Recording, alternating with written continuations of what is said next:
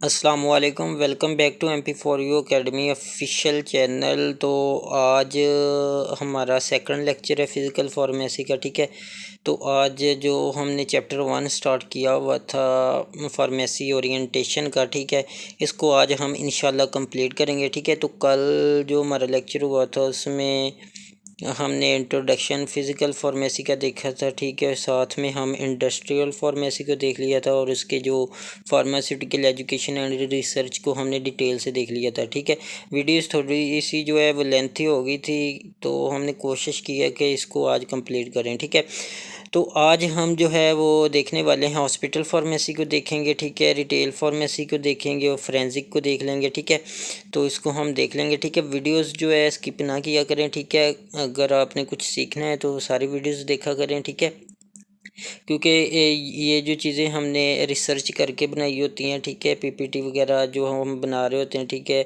तो ये एक स्टूडेंट से लेकर, ठीक है, एक प्रोफेशनल फार्मासिस्ट तक जो है वो बहुत ही बेनिफिट्स साबित कर होंगी। ठीक है, क्योंकि पीपीएस के एग्ज़ाम के वाले से, पीपीएससी के एग्ज़ाम के वाले से भी हो रही होती हैं। ठीक है, अदर कम्पिटिटिव एग्ज़ाम जो होते हैं उनके लिए भी बेनिफिट हैं। ठीक है, जिस तरह के MOH है, ठीक है, DH है, ठीक है, उसके बाद आ जाता है हमारा कैप्स के हैं जो डिफरेंट जो अदर कंट्री के एग्ज़ाम हैं उनके लिए भी काफ़ी हेल्पफुल होती हैं। ठीक है, तो ये चीज़ जो है आप सारी वीडियोस देखा करें। ठीक है, और फ्रेंड्स में भी शेयर किया करें क्योंकि शेयरिंग इज़ केयरिंग। ठीक है, तो हमारी कोशिश है कि इसको हम अच्छे अंदाज से इस प्लेटफॉर्म को लेके चलेंगे। ठीक है, तो आज हम स्टार्ट करते हैं टाइम वेस्ट किए बगैर। ठीक है, तो हम आ जाते हैं हॉस्पिटल फार्मेसी पे। ठीक है, तो जैसे कि नाम से ही आपको पता चल रहा है कि हॉस्पिटल फार्मेसी क्या है जी। हॉस्पिटल के अंदर एक फार्मेसी होगी, ठीक है, जो इन पेशेंट के लिए यानी कि होती है। ठीक है, जो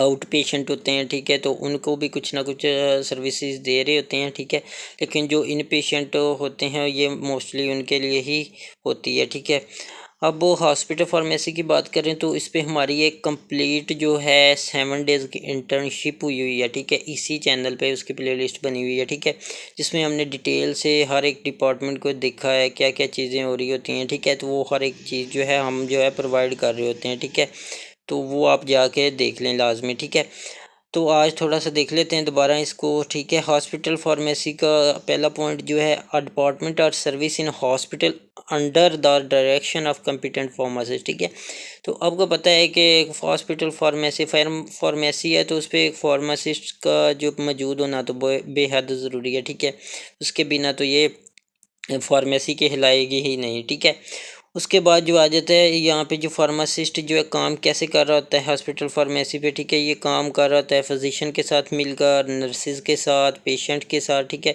एंड अदर जो हॉस्पिटल के पर्सोनल हैं, ठीक है, उनके साथ मिलकर ये काम कर रहा होता है। ठीक है, उसके बाद ये इसकी जो थर्ड जो रिस्पॉन्सिबिलिटी होती है एक हॉस्पिटल फार्मासिस्ट की, ठीक है, उसमें ये होता है कि from which all medications are supplied to nursing unit. ठीक है, तो हॉस्पिटल फार्मेसी में जितनी भी मेडिकेशन होती है उनको नर्सिंग स्टाफ तक या नर्सिंग यूनिट्स तक पहुंचाना जो है हॉस्पिटल फार्मासिस्ट की जिम्मेदारी होती है। ठीक है, अब लास्ट जो पॉइंट है, ये part of health care team का जो है एक मेंबर भी होता है। ठीक है, तो ये थोड़ा सा हॉस्पिटल फार्मेसी इसकी कुछ एक्टिविटीज़ होती हैं वो भी हम देख लेते हैं। ठीक है, तो एक्टिविटीज़ में जो पहली एक्टिविटीज़ जो होती है वो कंपाउंडिंग होती है। ठीक है, प्रोवाइड्स स्टॉक मेडिकेशन है। ठीक है, परफॉर्म मॉडरेट स्केल मैन्युफैक्चरिंग है। ठीक है, उसके बाद डर्माटोलॉजिकल है, फिर TPN है। ठीक है, टोटल पेरेंटल न्यूट्रिशन इसको भी मेंटेन कर रहा होता है। ठीक है, उसके बाद आ जाता है नेक्स्ट पॉइंट जो आता है वो आता है responsible for drug control system in hospital. ठीक है, तो जहाँ जहाँ भी हॉस्पिटल के जिस जिस भी डिपार्टमेंट में मेडिकेशन जा रही है उन सारे सिस्टम को जो है ड्रग कंट्रोल सिस्टम को ये मैनेज कर रहा होता है। ठीक है, इसकी ही जिम्मेदारी होती है हॉस्पिटल फार्मासिस्ट की। ठीक है, उसके बाद आ जाते हैं responsible for the professional care of the patient regarding drug use. ठीक है, तो ये प्रोफेशनल केयर एक पेशेंट की कर रहा होता है ड्रग यूज़ के रिलेटेड। ठीक है, कि कौन कौन सी मेडिसिन जो आप ले रहे हैं वो किस टाइम लेनी है, किसके साथ लेनी है। ठीक है, तो सारी जो डिटेल इन्फॉर्मेशन है वो एक पेशेंट को जो है वो काउंसल भी कर रहा होता है। ठीक है, उसके बाद आ जाता है मैनेजर ऑफ हॉस्पिटल फार्मेसी का मैनेजर होता है, ठीक है। उसके बाद जो पॉइंट आता है वो आता है part of PTC managing drug information service, ठीक है। तो ये फार्मेसी एंड थेराप्यूटिक कमेटी का जो है ये मेंबर भी होता है, ठीक है। उसमें मैनेजिंग कर रहा होता है ड्रग इंफॉर्मेशन सर्विसेज को, ठीक है। अगर ये सिंपल वर्ड में बात करें तो ये जो है अप टू डेट रहता है, ठीक है, एवरी इंफॉर्मेशन रिगार्डिंग ड्रग्स, ठीक है। उसके बाद नेक्स्ट हम देख लेते हैं क्या आ जाता है जी। अब आ जाता है क्लिनिकल फार्मेसी, ठीक है। तो क्लिनिकल फार्मेसी की सिंपल से अगर देखें तो इसमें हम जो हमारा जो गोल होता है, मैक्सिमम जो गोल होता है पेशेंट केयर होता है, ठीक है।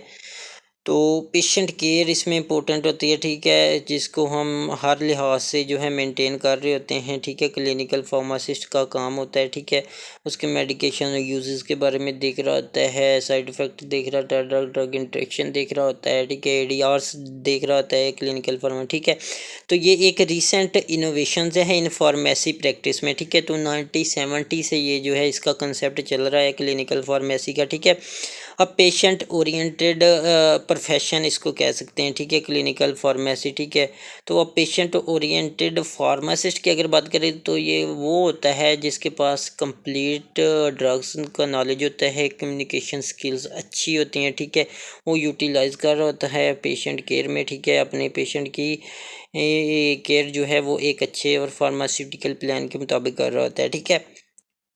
उसके बाद इसकी एक्टिविटीज़ देख लेते हैं कि क्लिनिकल फार्मासिस्ट जो होता है इसकी कौन कौन सी एक्टिविटीज़ होती हैं, ठीक है।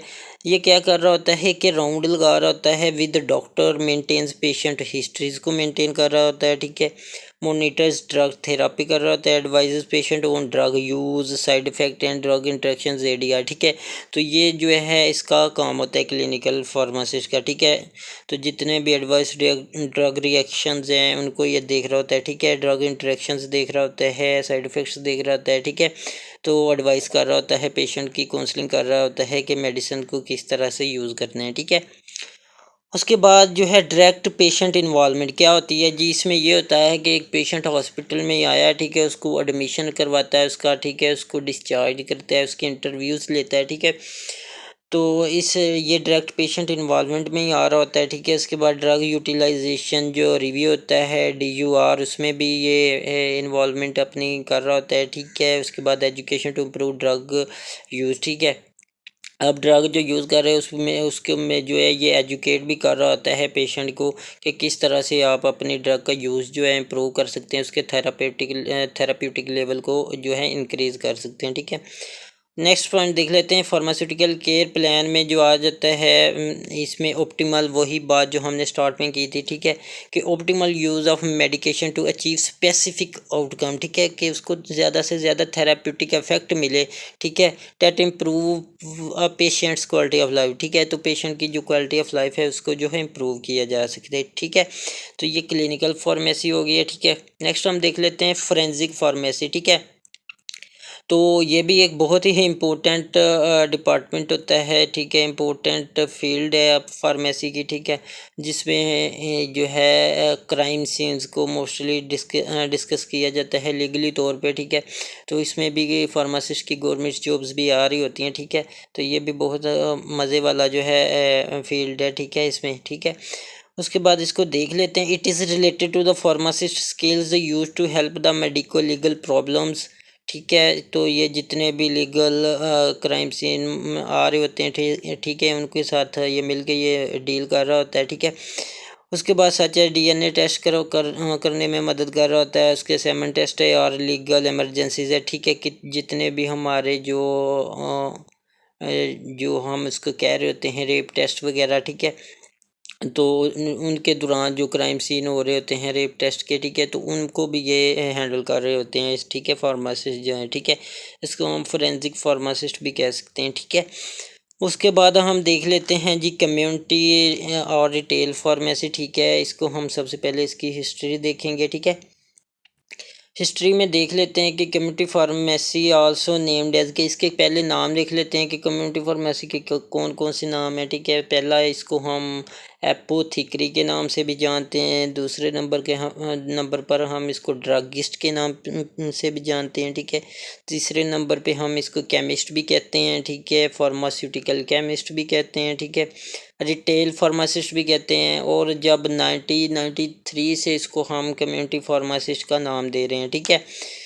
तो अब इसके आगे ये होता है कि इसकी थोड़ी सी आगे इंट्रोडक्शन भी देख लेते हैं, ठीक है, कि इसकी कौन कौन सी रिस्पॉन्सिबिलिटीज़ होती हैं, ठीक है। Community pharmacist is the professional who would be in direct access to the public, ठीक है। तो ये डायरेक्ट एक्सेस होती है किसके साथ? पब्लिक के साथ, ठीक है। पब्लिक को डायरेक्टली डील कर रहा होता है, ठीक है। And whose duties are widely sought after by the public and patient, ठीक है। पब्लिकली जो है ये डील कर रहा होता है पेशेंट्स को, ठीक है। उसके बाद कम्युनिटी और retail pharmacist works according to legal and ethical guideline, ठीक है। तो ये इलीगली तौर पे काम नहीं कर रहा। आपको पता है कि कम्युनिटी फार्मेसी प्रोफेशनल डिग्री है, ठीक है, कि फार्मेसी की, ठीक है, जिसको लेके फार्मासिस्ट बैठा होता है, ठीक है। लाइसेंस उसके पास मौजूद होता है, ठीक है।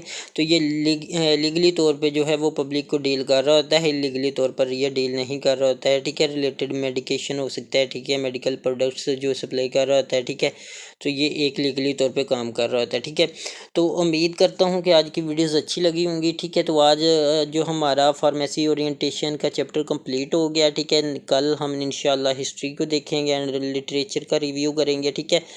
और ऑफिशियल बुक्स को देख लेंगे अगर वो कल की वीडियो में जो है कंप्लीट होता होगा, ठीक है।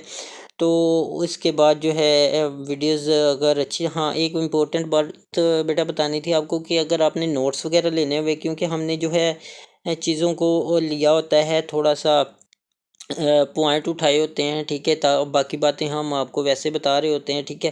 तो अगर आप डिटेल्स इसके नोट्स लेना चाहते हैं तो स्क्रीन पर जो आपको नंबर व्हाट्सएप शो हो रहा है, ठीक है, यहाँ पे आप इस पर मैसेज करें, ठीक है।